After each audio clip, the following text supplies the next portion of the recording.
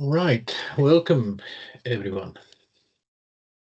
It is now 3 p.m. Jaana, you are with us, which is a big relief. Let's put it like that. And should we wait a few moments as people are now flowing in? I'll leave it a couple of minutes. So 3:02, we will start.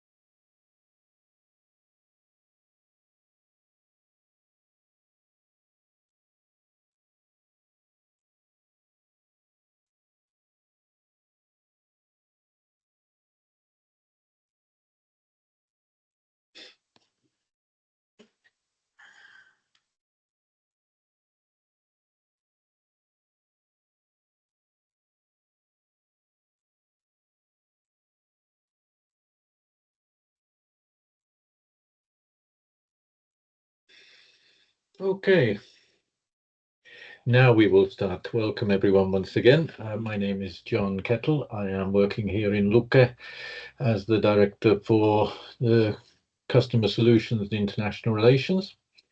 This will be the fourth lecture in the series Voices from the Arctic. This lecture series is organised by ACAV, the Youth and Indigenous Peoples Involvement in Climate Change Adaptation in the Arctic Imbalance Region project, and with us in the Natural Resources Institute, Finland. We are thrilled that you can join us for today's presentation or lecture. But before we begin, please note this lecture session is being recorded. The topic of the day is Youth Voices from the Arctic, and this will be presented by our colleague in Luque, Jaana Sorvali. Jaana is a senior scientist within Luque, and she is going to present to us on the topic of social acceptability of various climate change adaptation and mitigation measures in the natural resources sector, together with behavioral aspects of climate change. Climate change adaptation and the Arctic are close to her heart, and Jaana is a coordinator of the ACAV project, where the climate change views of Arctic youth have been of special interest. After Jaana's presentation, there will be a discussion or interview with Ronja. Ronja will be showing a couple of slides and also introducing herself and her role in the project. Following that, there will be time for questions from the audience, either taken from the chat, so please don't hesitate to write things in the chat whilst the presentation is happening, and of course also in the old-fashioned way by people raising their hands at the end of the discussion.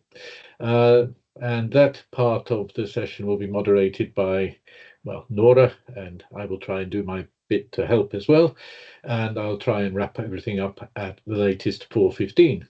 So without further ado, please join me in welcoming Jaana. Please go ahead. Thank you, John. I will concentrate first on trying to share my presentation. That's all right. Just a moment. We can see it, but not in presentation mode. Now we can. Thank you. That's perfect. Excellent. So thank you for being here. It's really nice to see everybody online, even though it's quite late and the Christmas holidays are kind of behind the corner. I will be talking about youth voices and maybe bringing some voices from the youth, from the Arctic to you this evening. As John mentioned, I am Jaana Sorvali and a senior scientist at the Natural Resources Institute Finland. And I'm trying to, yes. Just a short introduction of the project that has funded all of this that I'm going to show you, and also this gathering here tonight. Our project is called ACAF for friends, because the long name is so long and complicated. But of course, we focus on youth views in the Arctic region and what they think about climate change, how we can empower them or bring their views to the processes where politics are made and such. This project is coordinated by Natural Resources Institute Finland, but we collaborate really closely with David from Canada, Daria from Denmark, and Clemetti and Suvi from Finland. So there's a much larger group involved than just our institute. We have gotten funding from the Ministry for Foreign Affairs of Finland, and this is the last month of our project. So I'm happy to kind of present to you what we have done during these years. The objective has been to discuss adaptation, so climate change adaptation in the Arctic, because we all know that climate change goes on much faster in the Arctic region than elsewhere. So adaptation to the actual effects that are already felt is really important. We already also have the focus on the Barents region, which you will understand when we go to the next slide. But as I already kind of mentioned, we are in part a research project. So we do research on Arctic youth views on issues that impact their future. But we also want to engage and facilitate so that the young can actually be heard in those places and spaces where decisions are made.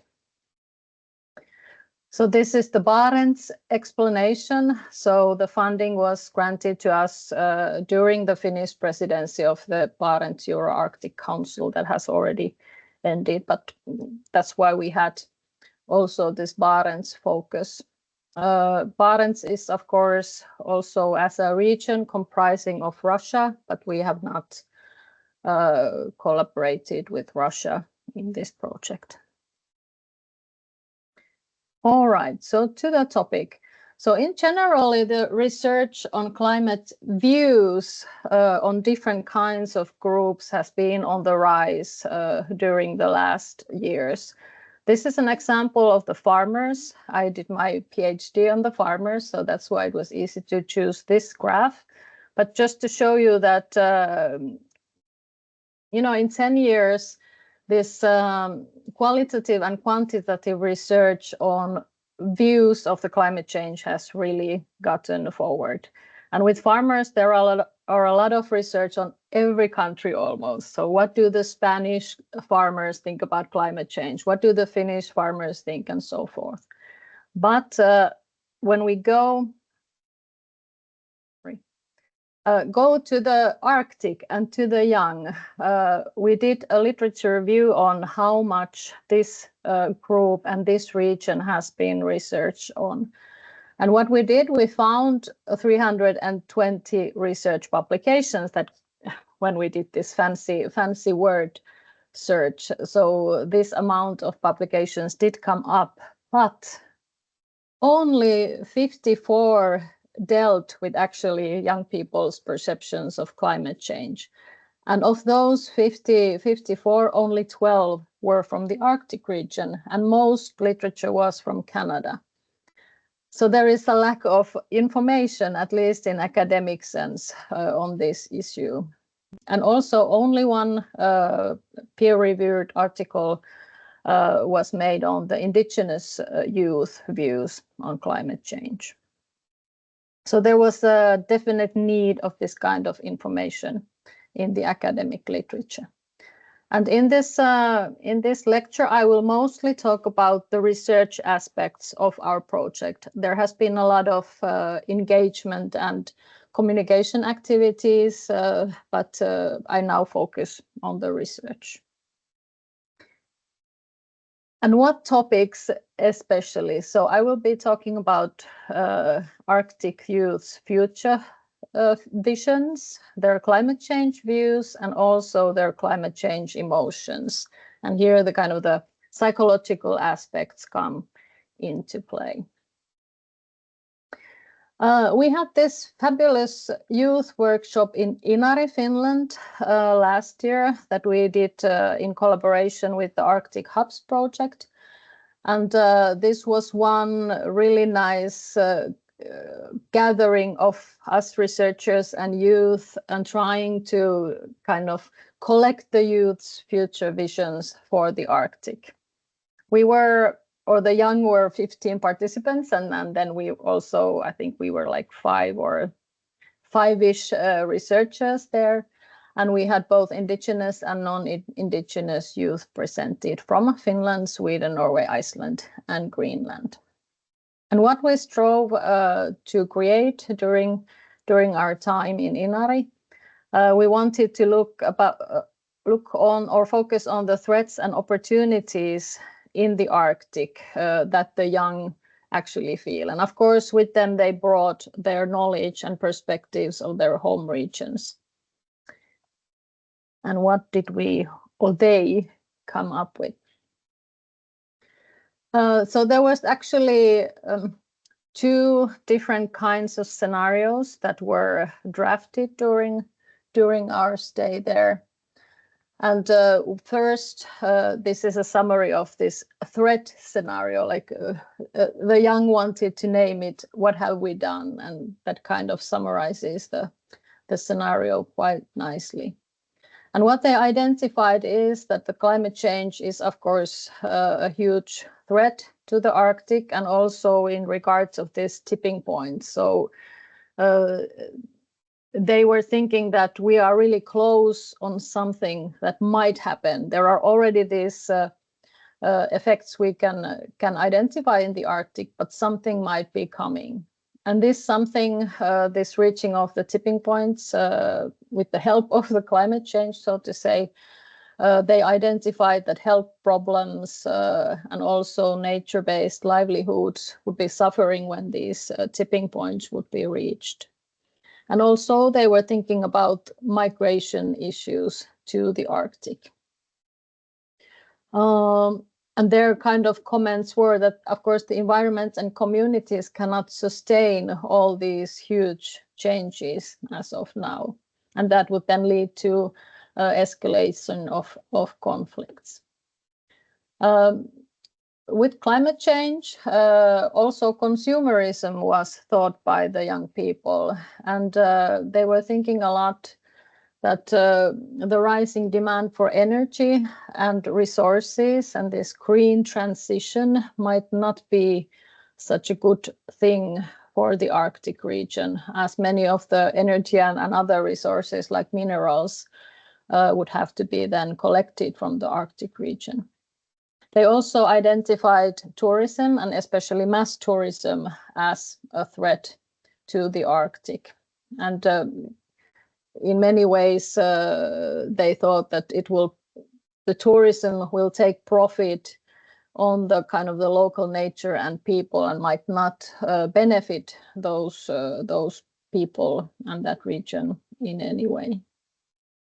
So kind of summarizing, so they really stress the negative impacts on the environment and local communities, these conflicts that might arise over natural resources, and those also might end up kind of polarizing different kinds of views and putting people against each other.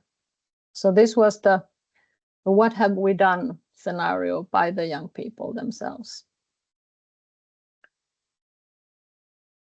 Well, then the Arctic dream. So what would be the kind of Arctic by 2035? What would be the young people's dream? So they stressed collaboration and communication that would include locals and also indigenous peoples. And also collaboration and communication in making politics that is sustainable and decisions that would take into account the locals and the indigenous views also. The Arctic Dream would include education possibilities in the Arctic regions, and it would focus on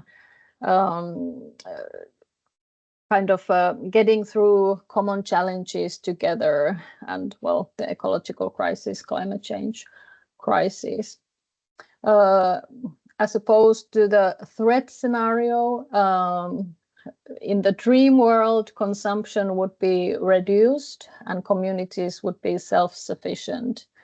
And also Arctic would be healthier, kind of building on all these above mentioned issues. Strong communities would be kind of the base for this Arctic dream. And again, the young people really want to have the indigenous people's position and their voices heightened. So they feel it's really important to hear what indigenous people have to say and how they want the future to be made. And of course, international conflicts resolved. These have not been pleasant times, of course, because of these conflicts. But then the summarizing the Arctic Dream, well, it is harmonious relationship between people and nature, by short. So what were the young people's suggestions of how to go forwards? Education and research was really kind of strived after, so they really felt that these are something that has to be heightened. Also for the young people to stay in the Arctic regions and not to go away to kind of seek further education, for example. Political decisions have to be based on knowledge, and also traditional knowledge of indigenous people should be heard, local knowledge, and also the youth voices, of course. There should be accountability when some natural disasters occurs, and the accountability should be based or focused to companies, policymakers, and also other stakeholders. So the Arctic wouldn't be something that people go to take something and leave the mess behind. Here again, the young people advise us towards less consumptive lifestyles. That would mean change of lifestyles and circular economy thinking. And the tourism that happens, of course, it is important economically, but it should be sustainable, and also this nearby tourism should be favored. And also there was a lot of talk about educating the tourists on local customs and nature and such issues. And of course, if I want to work in the Arctic, it would be really good that remote work would be promoted, and that was one kind of concrete solution from the youth. Couple of key insights. Well, as I already mentioned, the migration from northern regions, many young people have to leave because they want to have education that is not available in the Arctic region. So this is something that is a really key issue for the young. They might want to stay, but it is not possible if there is no possibilities for education. Climate-induced migration was also something they were thinking that so a refugee away from the Arctic, if the living conditions are not good, or refugees to the Arctic if the south becomes too warm place to live.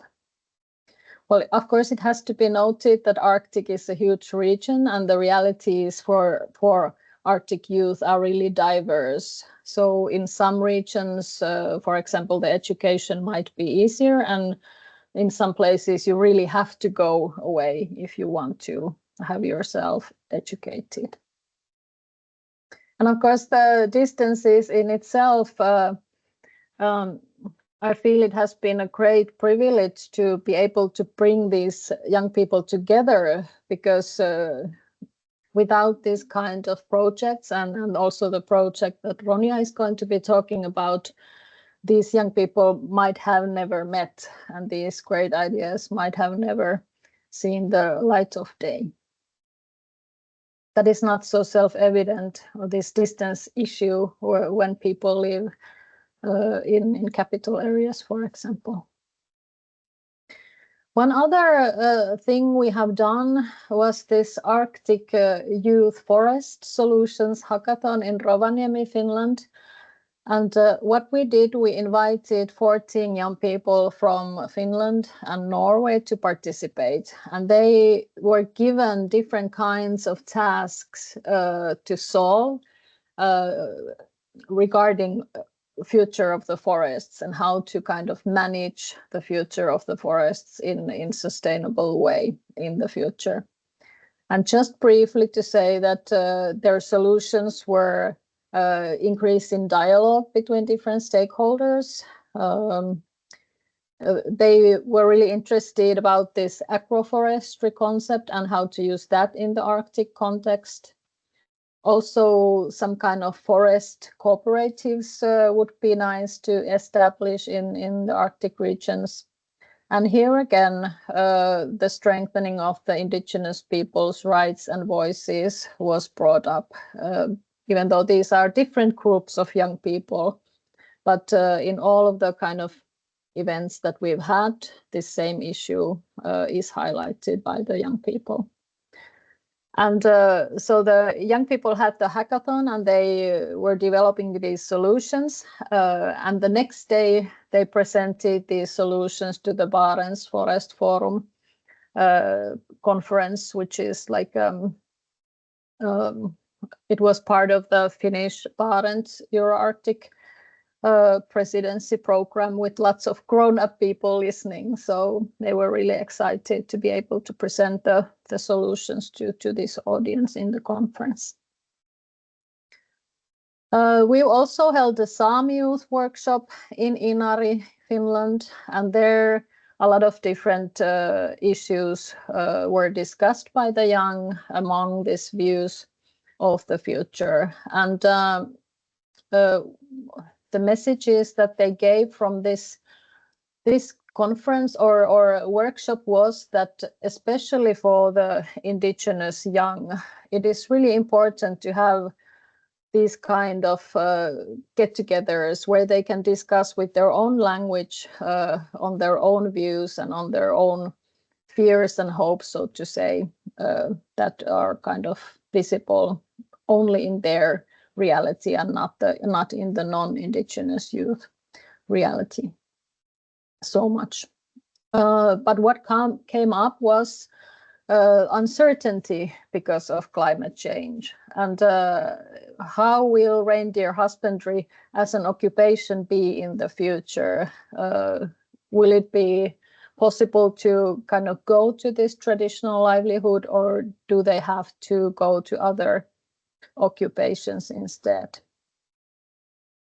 And maybe the next point that, of course, when you're any parent, you want the best for your children. And then if there is a lot of difficulties due to the changing weathers because of climate change, this low income issue, other uncertainties, and also the really strenuous, because you have to be there all the time. You cannot go on vacation when you want to. So that might be that these kind of issues are then turning young Sami people away from reindeer herding or other traditional livelihoods, which then of course has an impact on the future of the Sami culture as a whole.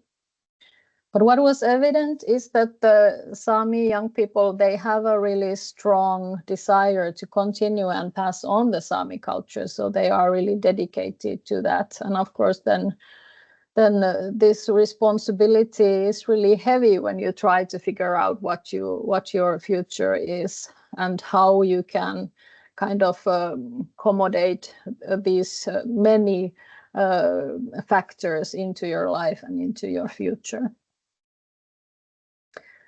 Then on to Alaska and Canada. So one thing we did was a survey in Alaska and northern Canada in 2023. And it was aimed at young people ages 16 to 24. And we were very lucky, so we got responses from all of the different North Canadian regions that are mentioned in the table there, and also a lot from Alaska. And what we wanted to know was the young people's attitude on climate change, their opinions about how they personally can do something, so the personal agency, and also if they can be the facilitator of change in their own communities.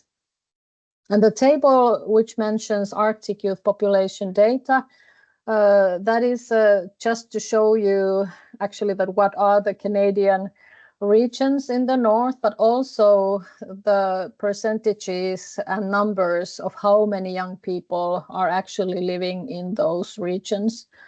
And if we see that the total for all people in Alaska and the northern Canadian regions is almost 1 million, so 13% of those are young people aged between 16 and 24. So there is a lot of young people thinking about their future there. We got similarly about the same amount of responses from Alaska as from Canada. And our sample is a bit biased towards the 19 and 22-year-olds. So over 50% of the respondents were of that age group. And also male respondents were a bit more highlighted than the other ones. We had about 32% of Indigenous responses in this survey. Here are some results really briefly, and I've grouped them now here just like to common views, so what they all agreed upon, and then a couple of differences in opinions where there was more of a split in responses. So what they all agreed on was that Arctic is really a special place that should be protected. And there was a great concern about the causes of climate change to the region. And they also identified climate change to be the biggest threat to the Arctic, in their opinion. They really much agreed also that governments are not doing enough for protection of the Arctic and for climate change mitigation or adaptation. And what they also found in common, that they had this strong sense of belonging to one's own community, which was a really nice thing to find out. But then they were kind of differing in their views about these new economic opportunities that might rise due to climate change. So some people or some young people were thinking that yes, mining and other industries might be bringing these new opportunities, but then again, there were kind of similar amount of young people thinking that those are not opportunities, but more maybe than threats. And also this own possibility to influence was really kind of some young thought that they have a possibility to influence, but others didn't think so at all. We also identified different youth groups based on their responses, and there was a clear group of young people who were kind of climate change optimists. That was, of course, connected to these opportunities that might come when the climate change goes on. Then the other group was those with environmental concern. And the third was community satisfaction and involvement. So these young people that really are involved in their community and are really happy and want to stay in that community. Well, then there was a mention of psychology and kind of what can psychology help us in these Arctic questions. And more specifically, I will be talking about environmental psychology. And in recent years, there has been a strong tendency in psychological research towards climate change research. So different researchers have come up with that there's at least 3 ways how environmental psychology can be used to help us resolve these climate change issues. Of course, first is to describe and explain the human causes of climate change and try to understand how and why humans consume or behave in a manner that is destructive to the environment and increases emissions. We can also describe, explain, and inform responses to climate change. Psychology can be used in such a way that we can plan different interventions and campaigns that are psychologically smart, so which have an effect, which kind of tickle people's fancies in a way. But what we've done actually here is this last part, so try to understand people's thoughts and feelings about climate change, because those really influence their motivations and also their actions. So we are not, none of us is safe from psychology in a way. And for example, emotions affect a lot on what we actually do and say. Emotion and the study of emotion is, of course, in the very heart of psychology, and there is a lot of different kind of theories explaining the origins and what actually emotions are. But what is clear for all the researchers is that there is a link between the emotions and the perceptions and the human behavior. There are just different kinds of psychology is very rich on different kinds of words that has to be defined. So here is just a mention of emotion and how it kind of differs from affect.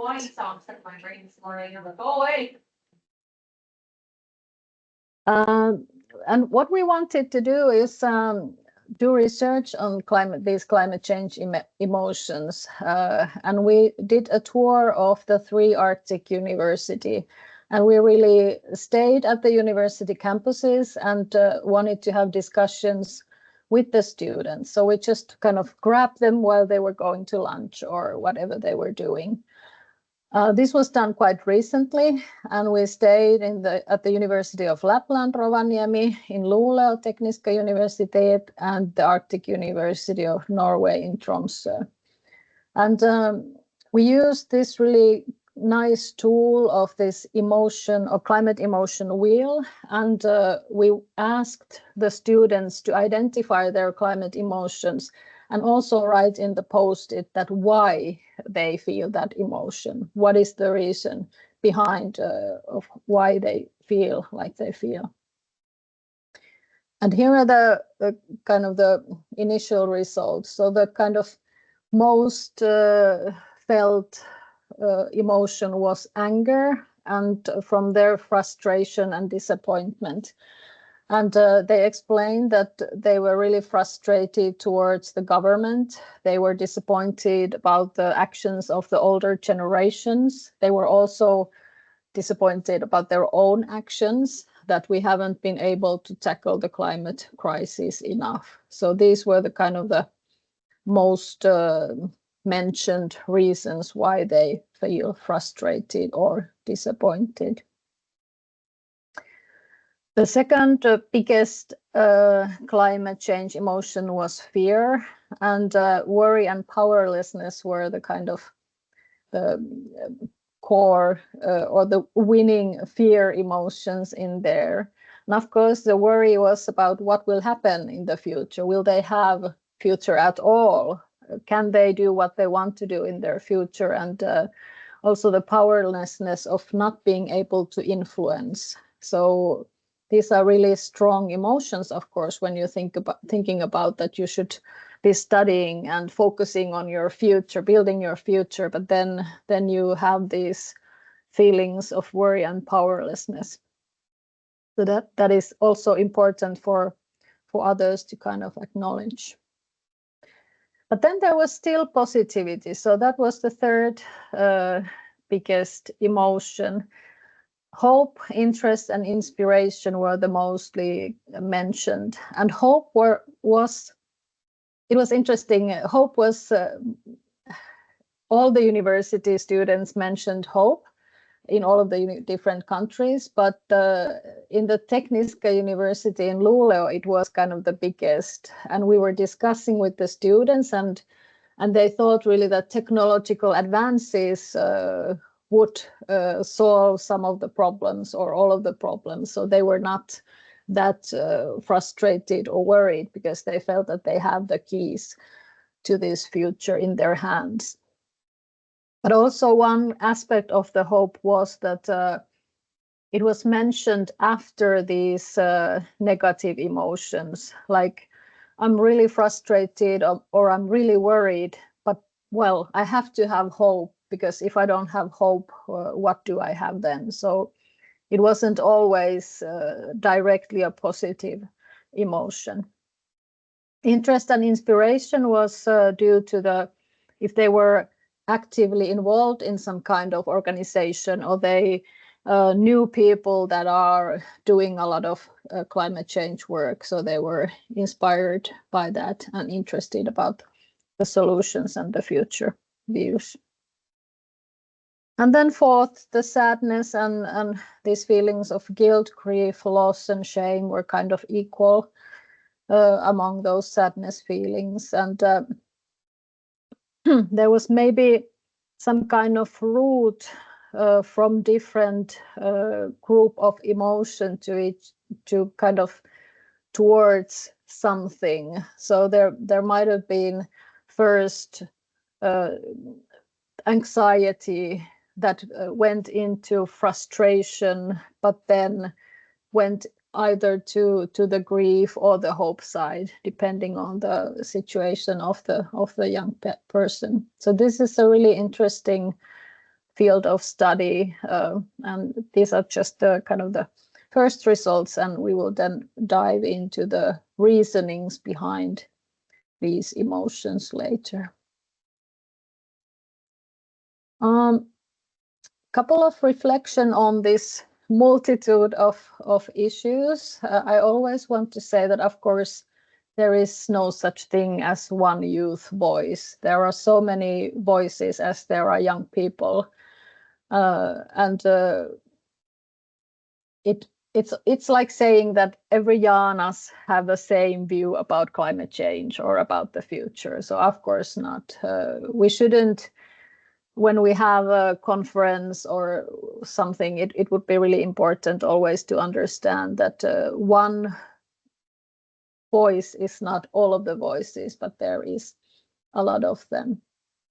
But what is evident is that the young people that live in the Arctic really has a concern for the future of the Arctic. So they understand that it is vulnerable. They understand that it will be lost. They understand that there are cultures and livelihoods that can be lost due to climate change. So that is a really big issue to kind of understand when we're thinking or when we're talking politics, that these are actually concerns that also our young people have.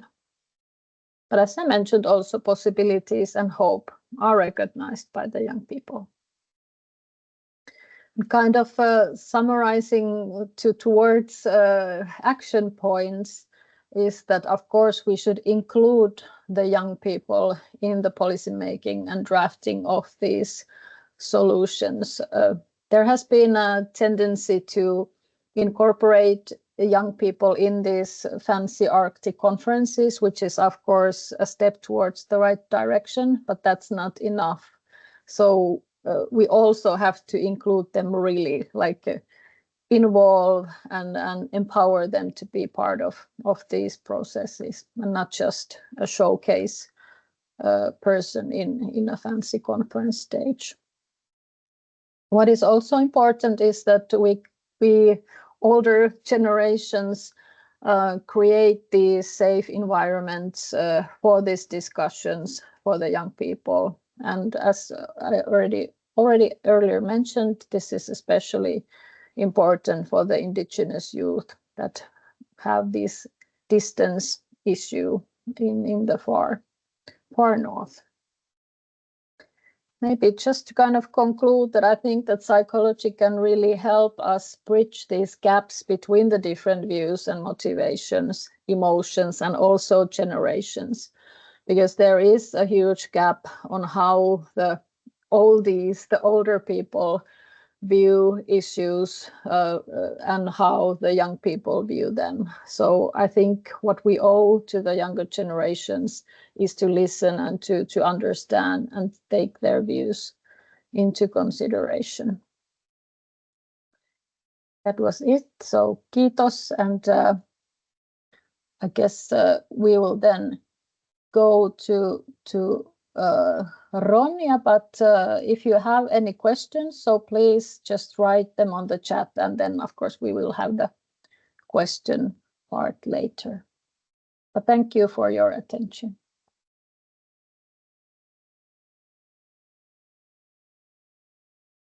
Hi, my name is Ronja Wedegärtner, and I'm one of the 2 project managers of the EU-funded Use Together for Arctic Futures project.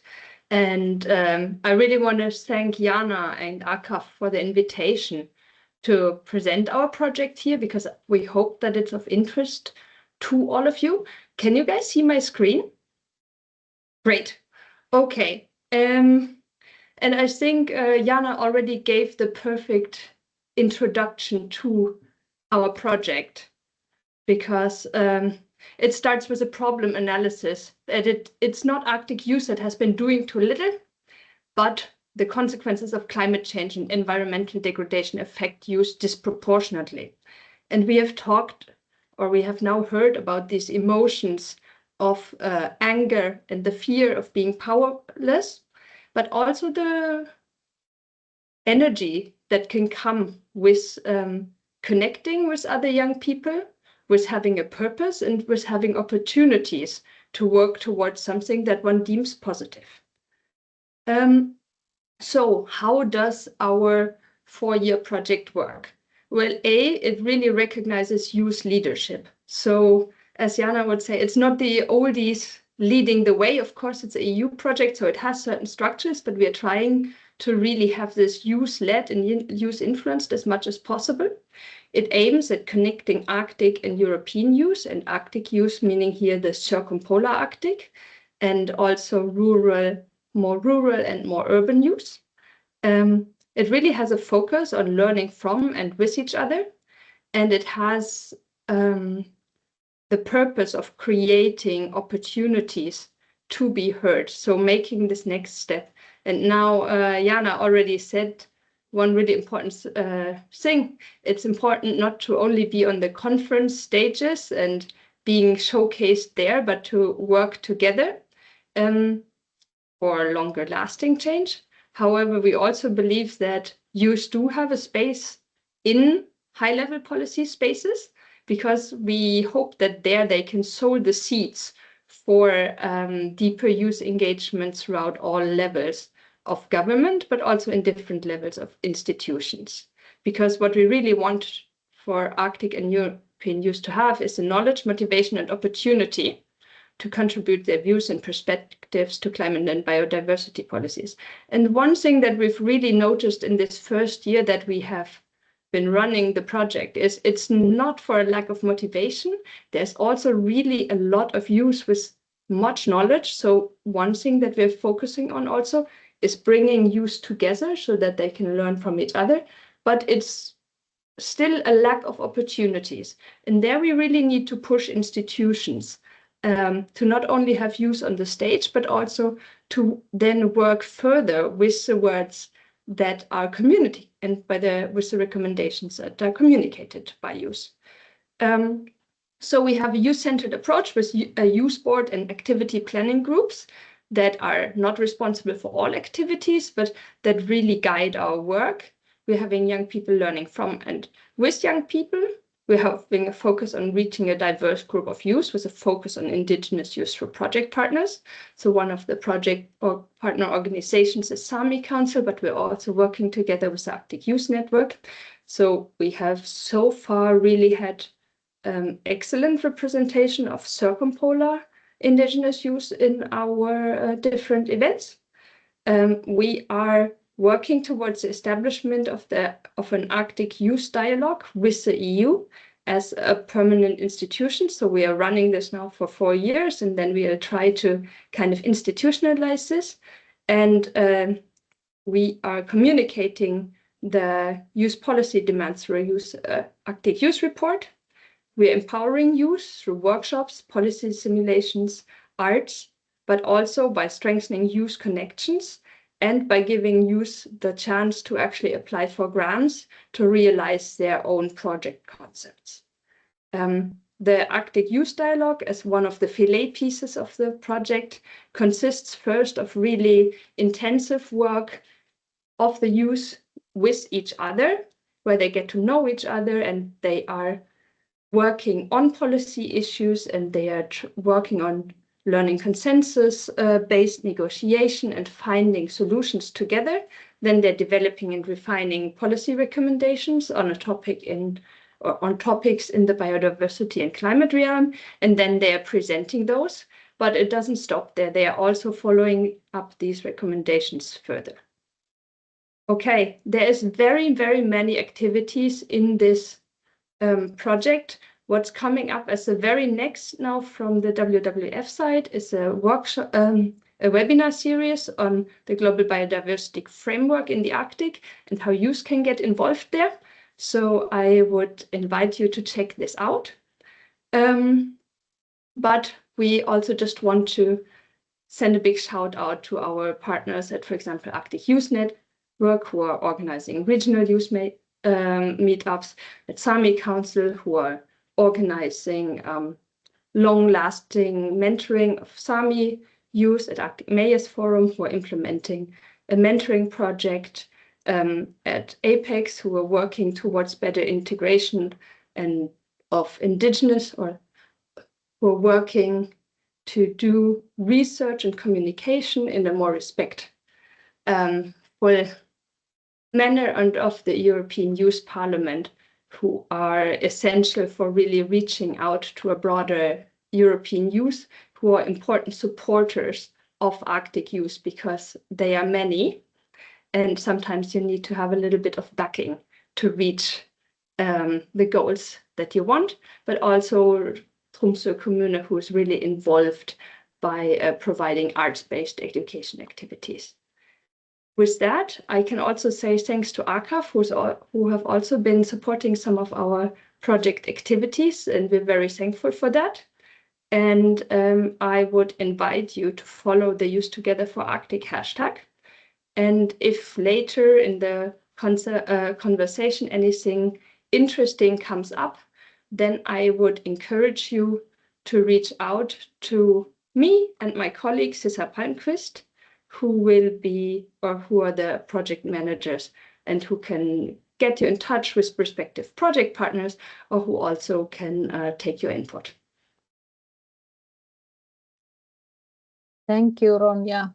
That was a really concise presentation of what you are doing, and it's really nice that because I can kind of think that because our project is ending, so there is something that kind of takes the same issues and our findings forward, and you are continuing the work and doing, of course, many new things that we haven't.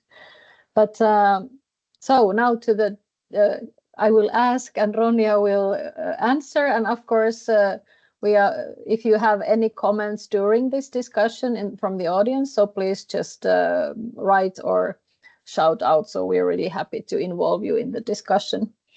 But we have been talking about this policy making and involving the young. So Ronja, how will you ensure in your project that the young people's messages are actually incorporated into the policy making in the EU or other instances? Can you elaborate on that?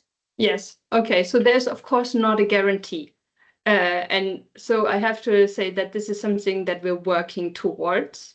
But in a way, it is based on, I would say, 2 tracks. One is like the self-elected lobbying of the young people. So, for example, now after our first Arctic Youth Dialogues, we've had a meeting with a group of participants, and they have decided to which further policymakers they wanted to reach out to send them the policy recommendations in a more targeted manner. Then, of course, our youth recommendations actually were also aimed at the demands that young people set into policy-making structures of how they want to be included in such processes, so that they would prefer not to be included on an ad hoc basis, but that they actually want to have representative, well-supported and institutionalized possibilities to contribute. And I think that's one of the main asks from the youth that we are, of course, also supporting through our work as project partners whenever we are having conversations. And I think this is also something that's maybe a little bit of a mission for me when I'm coming into a webinar like this. It's asking the listeners, do you know what kind of youth inclusion you have in your institution? How are you listening to young people? Is this ad hoc? Do you have structures? And if the structures have they been made by us oldies, or have you asked youth what kind of structures would suit them? If there is anybody who represents municipality or some other official organization, maybe outside the academia, so maybe you can write on the chat if you have some kind of structures for youth involvement and what they are. That would be interesting. And I can say we, of course, also recognize that a lot of things are already happening in the Arctic, especially on a municipal level, where we often have quite strong youth involvement, but where sometimes youth involvement has a stronger focus at the under 18-year-olds. So I think there's also a very crucial period of people as they're aging out of like the first youth cohort into the young adult period, where there's definitely still opportunities for involvement or for improvement. Sorry. You mentioned the Arctic Youth Dialogue, which sounded very interesting, and you mentioned that you had the first kind of meeting, but what is coming after? Is there a second one? And maybe you can elaborate on that.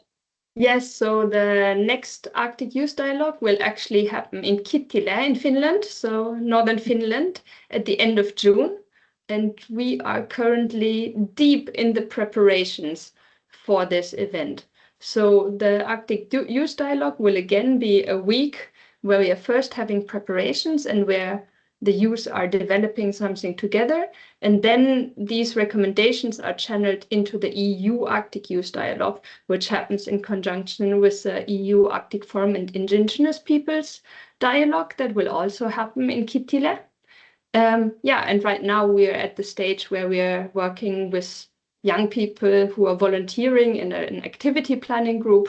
And we have identified the themes that youth want to discuss together with the youth board. And based on that, we are right now building the agenda, and the call for applications should go live in late January, early February. So if you or somebody in your network is interested, definitely spread the word. So yay, we will have you will come and into Finland and meet us. So that's really nice.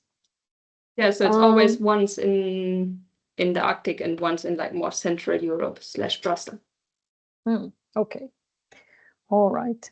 Can you maybe tell us more about the Indigenous representation and how you ensure that there is equal possibilities for participation from the Indigenous youth? Yeah. Actually, I think we try to aim a little bit higher than just equal opportunities. I think we are trying to really make it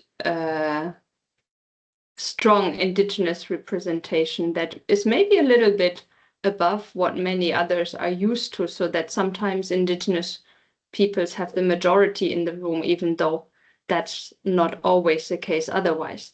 So we are working mostly through our project partners here, but I think to a certain extent also through word of mouth. So really crucial here is the network, so Arctic Youth Network, who have a really good reach towards Indigenous youth in North America, but also to some extent in Europe. Then Sami Council, who are reaching young Sami people throughout all of Sapmi, but also we are working with our WWF national offices or colleagues to activate young people in Greenland and Alaska and Canada. So we are trying to spread the word as far as possible. And so far it hasn't been a problem that we've had too few applications. It has always been a very painful process in actually sorting through this, because there were so many awesome people, but you only have 30 spots.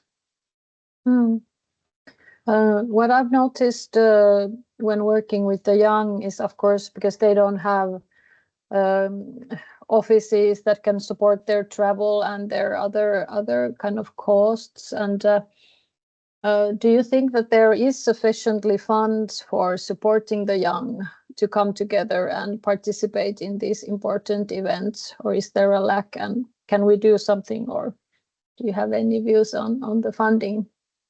I think it can always get better. I think especially for people who come from very remote communities and who have long travels, it definitely can and should get better.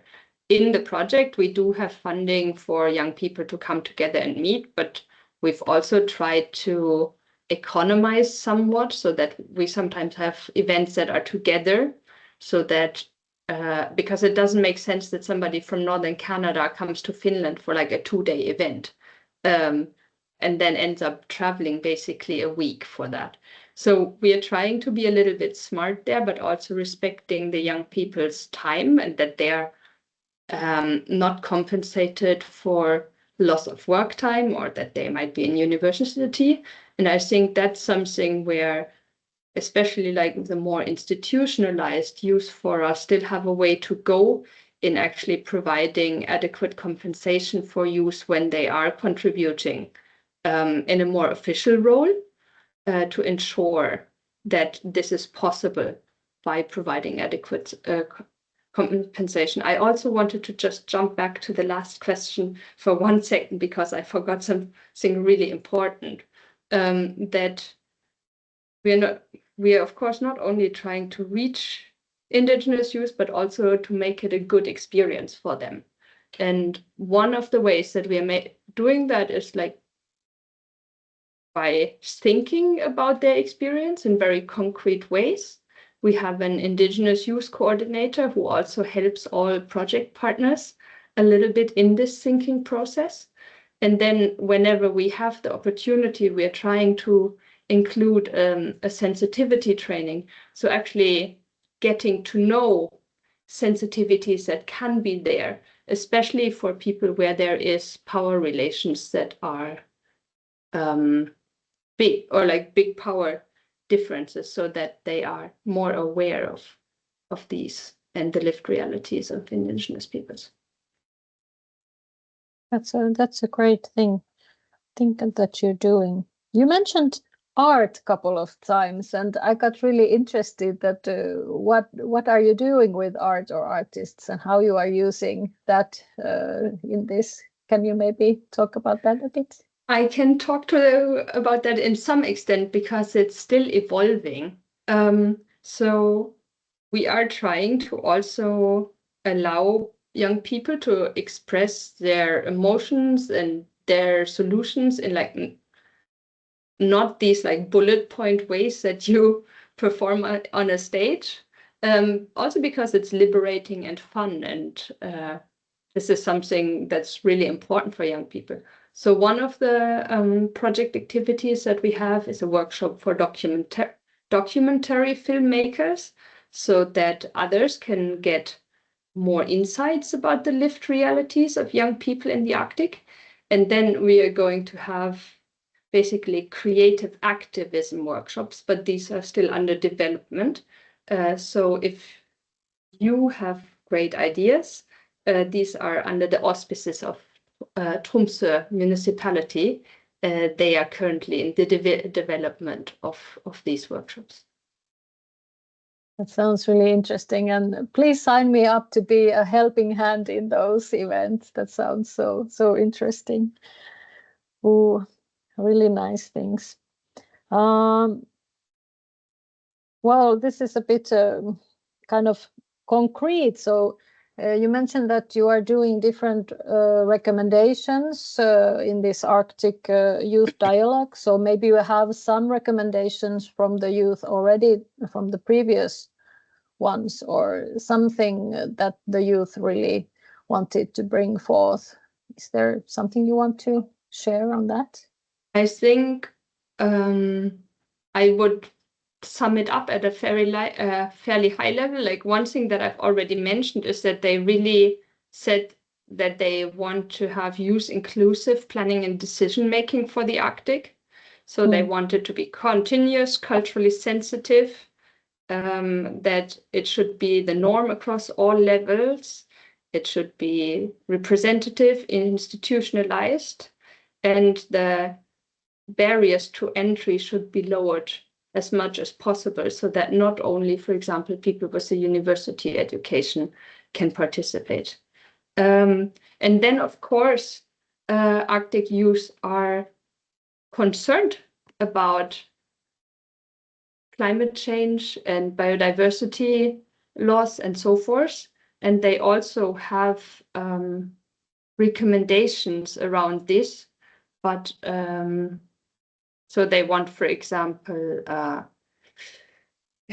economic incentives for nature protection and conservation. They want a better management of Arctic oceans and have some concrete suggestions for that. They want, for example, the promoting biodiversity protection, preservation of Arctic marine ecosystems, especially also in the context of Indigenous rights and food security. And another focus that has emerged in these policy recommendations is the need for climate adaptation. So they really ask that policymakers, especially in the EU, should work to foster climate adaptation and focus on food security and community education and involvement. So they don't want like a top-down approach on now you get climate adapted, but they want to be involved, and they are very focused on making this a success for their communities. And yes, for this, of course, they are also asking for money. Yeah. Well, that's something that it requires for sure. You mentioned about this permanent role and this kind of continuous role, and for example, in climate change context, what could that permanent role be? Would there be like an advisor of something, or what kind of? For some countries have, for example, set up youth climate councils, where they are consulting youth on how they what they recommend to do. Of course, they're also consulting scientists and Indigenous knowledge holders of other ages, but setting up, for example, youth climate councils, I think can be a good first step to get a variety of youth voices into the room. As you said, there's not like one magic youth voice that emerges and solves all the problems. So, for example, Denmark has been implementing that, and I heard that they are now also planning to do the same for Greenland. And then there's a whole lot of decisions on climate change, for example, adaptation, that are done on a local or municipal level. So there, I think it makes sense to try to get young people in the room and hear them out whenever these kind of decisions are made.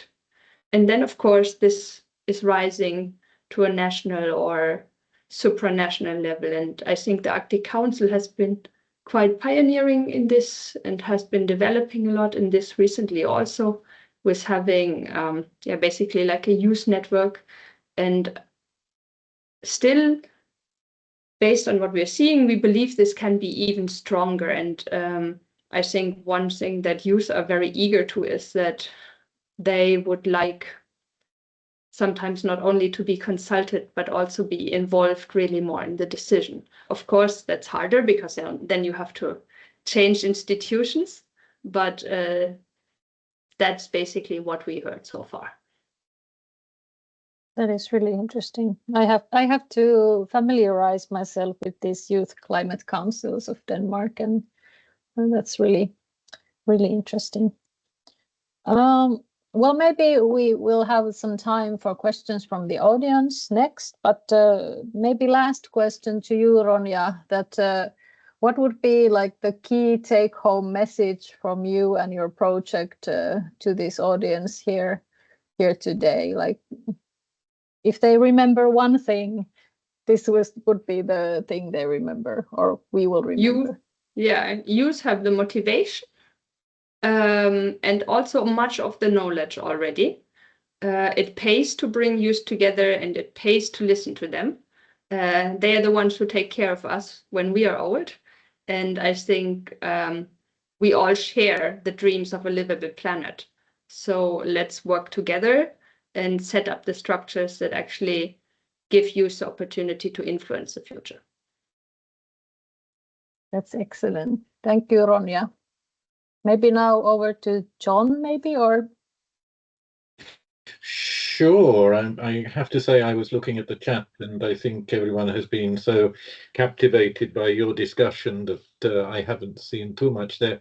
Nora, am I right? Have you also checked the chat? I have checked the chat, and just as you mentioned, there's no questions. One came in. Maybe Pasi, do you want to open your camera and microphone and ask your question yourself? Yeah, I can actually. So I'm just wondering, maybe I missed it, but in your interviews, especially what Jaana was presenting, the many interviews that you did, have you come across on the any reports on transgenerational trauma or feelings of injustice because of things like Scout Sami forced to move to from the Kola Peninsula, and grandparents moving away from the artificial water reservoirs that are quite huge here in Lapland. So this kind of distress in young people. Well, our method, especially with the university visits, was probably a bit more kind of thin to reach for the discussion. So not in our discussions, those issues didn't come up. And I think that for those kinds of traumas to be discussed, it would really require a trust and like say of time and effort to build this trust. So I don't think that well, it should be a totally different kind of research method for we're able to use. But there was a lot of negative emotions, and of course what is behind the worry, anxiousness, and all those things I cannot say, and Yeah, so that my response would be no, it didn't come up, but I'm sure that if we would have been able to go more into deep and develop this relationship with the young people more, then we would have been able to discuss more deep and kind of these secret emotions maybe that people have. I don't know if Ronja, you have come up with this kind of trauma or. It's something that we inform people about in the sensitivity training in a way that it exists, because I think, especially if you're coming from, for example, a Southern European context, you might not be aware of it, and you might be, hurtful or non-respectful, not with bad intentions, but because you don't know. So we mention topics like this. But we are also very aware that like a short sensitivity session can't fix everything. But we are trying to make people aware, and we are also trying to give people some reading material, for example, before longer engagement sessions where they can self-educate.